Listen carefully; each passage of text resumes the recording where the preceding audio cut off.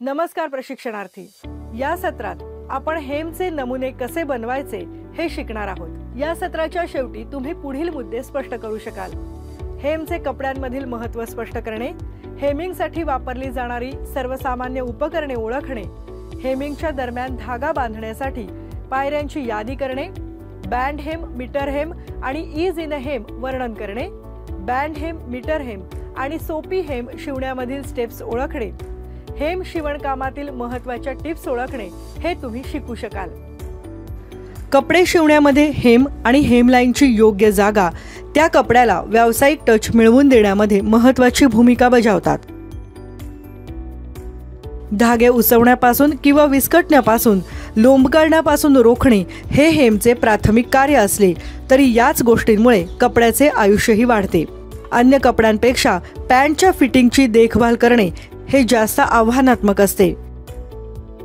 पायाची लांबी हेमने ॲडजस्ट करता येऊ शकते, ज्यामुळे किशोरावस्था आणि तारुण्याच्या सुरुवातीच्या वाढीच्या वर्षांमध्ये ट्राउझर्सचे फिटिंग व्यवस्थित राहू शकते। कपड्यांचे संरक्षण करण्याबरोबरच कपड्यांच्या काठांना, किनाऱ्यांना सजावट म्हणूनही हेम टाक्याचा वापर केला जातो। एकेरी किंवा दुहेरी हेम घालून वेगवेगळे डिझाईन्स तयार करता येऊ शकतात।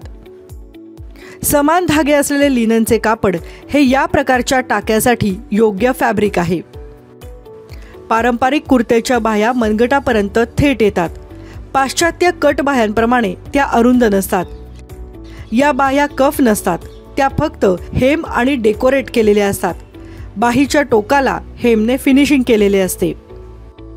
मोठ्या प्रमाणावरील उत्पादनांमध्ये जवळपास सर्व प्रकारचे हेमिंगचे कार्य हे औद्योगिक शिवणयंत्रांच्या सहाय्याने केले जाते। ही मशीन्स फ्लॅट लॉक शिवणयंत्रे, लॉक स्टिच शिवणयंत्रे आणि ओव्हरलॉक मशीन्स आहेत। फ्लॅट लॉक स्टिच किंवा इंटरलॉक स्टिच मशीन्स ही प्रामुख्याने विणलेल्या कपड्यांना हेमिंगचे फिनिशिंग देण्यासाठी वापरतात। हेमिंग मशीनमुळे माप घेणे, दाब देणे आणि हेमचे टाके घालणे अधिक वेगाने आणि सोपे होते। मापाच्या पट्ट्यांवर इंच आणि सेंटीमीटरच्या खुणा असतात। ही लवचिक पट्टी फॅब्रिकवरील धागे तपासण्यासाठी आणि हेमच्या खुणा करण्यासाठी वापरली जाते। पिन कुशन्स वेगवेगळ्या प्रकारांमध्ये मिळतात। ते पिना आणि सुयांना स्वच्छ करतात आणि धारही लावतात। प्लास्टिकच्या रिस्ट बँडवर चढवलेले रिस्ट बँड कुशन्स हे पिना भरण्यासाठी आणि हेमच्या खुणा करण्यासाठी योग्य असतात। हेम गेज हे वक्राकार किंवा वळणाच्या हेम घालण्यासाठी उपयुक्त उपकरण आहे। हे एक खुणा आणि विविध आकारांसह धातूचे मजबूत उपकरण असते। हेम घालायला सुरुवात करण्यापूर्वी एकावर एक असे छोटे टाके घालून दोरा बांधा। त्यानंतर काही टाके आणखी घट्ट करून हेम व्यवस्थित घाला। शिवण्यासाठी खूप मोठा दोरा वापरू नका। धाग्यामध्ये गाठी होऊ नयेत यासाठी त्याची लांबी 70 सेंटीमीटरपेक्षा जास्त नसावी। त्यामुळे दोरा खेचतानाही होणारे अपघात किंवा चुका टाळल्या जाऊ शकतात। आता आपण थोडक्यात हेम फिनिशिंगचे प्रकार पाहूया। यातील पहिला प्रकार आहे बँड हेम। बँड हेम एखाद्या उसवलेल्या बांधणीप्रमाणे किंवा टाक्याप्रमाणे दिसते। हे केवळ हेमच्या कापलेल्या किनारीच्या भोवती झाकत नाही, तर त्यामुळे अतिरिक्त लांबीही वाढते। एक जोड म्हणून बँड जोडल्याने त्याने कपड्याला एक सहजपणे लांबी मिळते आणि त्याचबरोबर त्याच्या हेमलाही फिनिशिंग मिळते।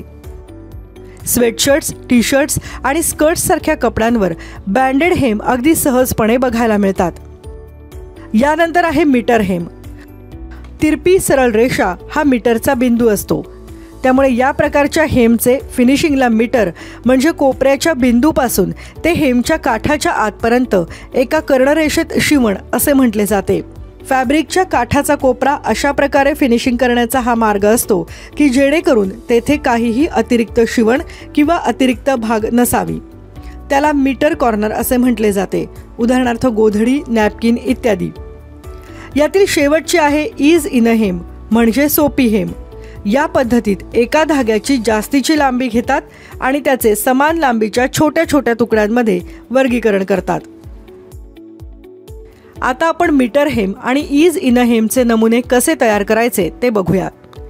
हेम घालण्यासाठी आवश्यक ती खालील सर्व उपकरणे, साधने जवळ असल्याची खात्री करून घ्या। Single needle lock stitch machine, कात्री, हाताने शिवण्याची सुई, बॉलपिन, लांब कापड किंवा पॉपलिन आणि शिवण्याचा धागा किंवा दोरा. मीटर हेम घालण्याच्या स्टेप्स खालीलप्रमाणे आहेत. 45 बाय 45 सेंटीमीटरच्या कापडाचे कॅब्रिक कपड्याचे 22.5 बाय 22.5 सेंटीमीटरचे 4 समान तुकडे कापा. एकावर एक येणाऱ्या कोपऱ्यांसाठी यापैकी एक तुकडा घ्या आणि त्याला रुंदीच्या कोपऱ्यांप्रमाणे त्याचप्रमाणे दुमडा. वॅर्प थ्रेड म्हणजे विणण्याच्या धाग्यांबरोबर दुमडा, म्हणजे ही नवीन दुमड कोपऱ्यांमध्ये आधी घातलेल्या दुमडीवर येईल. कोपरे आणि किनारे गहू टाक्याने बंद करा. कोपऱ्यांवर 2 कडा तिरप्या जोडणे याला मीटरिंग म्हणतात. ही जोडणी शिवून किंवा दुमडून केली जाते. अशा प्रकारे स्वदुमड घातलेल्या कोपऱ्यांच्या मीटरिंगसाठी 22.5 बाय 22.5 सेंटीमीटरचा दुसऱ्या कापडाचा नमुना घ्या आणि खालीलप्रमाणे त्याच्या कोपऱ्यांना फिनिशिंग करा. रुंदीच्या आणि लांबीच्या दिशेने कोपऱ्यांवर शिवण्याच्या रेषेवर दुमडा आणि दाबा. आता कोपरे खुले करा. कटनर दुमडून घ्या. वाढलेल्या रेषा संरेखित करा. पुन्हा एकदा दाब द्या.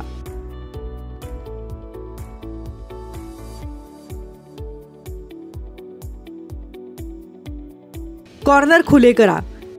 कापड तिरप्या दिशेने म्हणजे बायसवर दुमडून उजवी बाजू एकत्रित करा आणि त्याच्या कच्च्या कड्या म्हणजेच रॉ एजही जुळवून घ्या. दाबलेल्या तिसऱ्या सरळ रेषेवर शिवून घ्या. कॉर्नर ट्रिम म्हणजेच कॉर्नर व्यवस्थित करा. टाक्यांमध्ये 5 मिलीमीटरचे अंतर सोडा. शिवणीतल्या किंवा टाक्यांमधल्या अंतराचे कॉर्नर्स स्वतंत्रपणे ट्रिम करा, म्हणजे ते एकावर एक येणार नाहीत. शिवणीतले किंवा टाक्यांमधले अंतर उघडून दाबा आणि उजव्या बाजूचे कॉर्नर बाहेर काढा. उरलेल्या कॉर्नरचे फिनिशिंग करा. फ्लॅट टेप किंवा रिबनच्या सहाय्याने मीटरिंग करण्यासाठी एक 22.5 बाय 22.5 सेंटीमीटरचा नमुना तुकडा घ्या. सर्व बाजूंवरील कच्च्या गडा म्हणजेच रॉ एजेस 6 मिलीमीटरने उजव्या बाजूला दुमडा. त्याला पिन लावा आणि धावदोरा घाला. नमुन्याच्या तुकड्याच्या एका बाजूने तयार टेपच्या बाहेरील काठाला धावदोरा घाला. बाहेरील दोन्ही कडा एकाच रेषेत आहेत ना याची खात्री करा, म्हणजे तुमच्या सॅम्पलच्या तुकड्याची चुकीची दुमडलेली बाजू दिसणार नाही. कडेच्या जवळ टाके घाला. कॉर्नरच्या अगदी वर थांबा. चुकीच्या किंवा उलट्या दिशेने दोरा ओढा आणि गाठ बांधा. टेप सरळ परत त्याच्यावरच दुमडवा, म्हणजे टेपची दुमड नमुन्याच्या तुकड्याच्या खालच्या काठाशी एकाच सरळ रेषेत येईल. एकाच जागेवर घट्ट राहण्यासाठी त्याला दुमडीवर पिन लावा.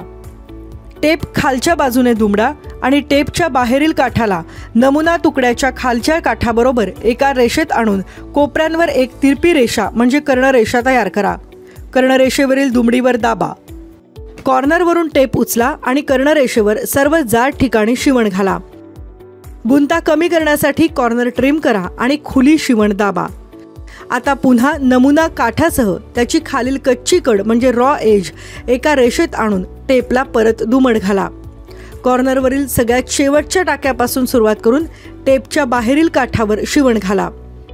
चुकीच्या किंवा उलट्या दिशेने कॉर्नरवर धागे ओढा आणि गाठ बांधा. त्यानंतर टेपच्या आतील काठावर शिवण घाला. टेप आणि नमुना तुकडा दाबा. अशाच प्रकारे अन्य कॉर्नर्सचेही फिनिशिंग करा.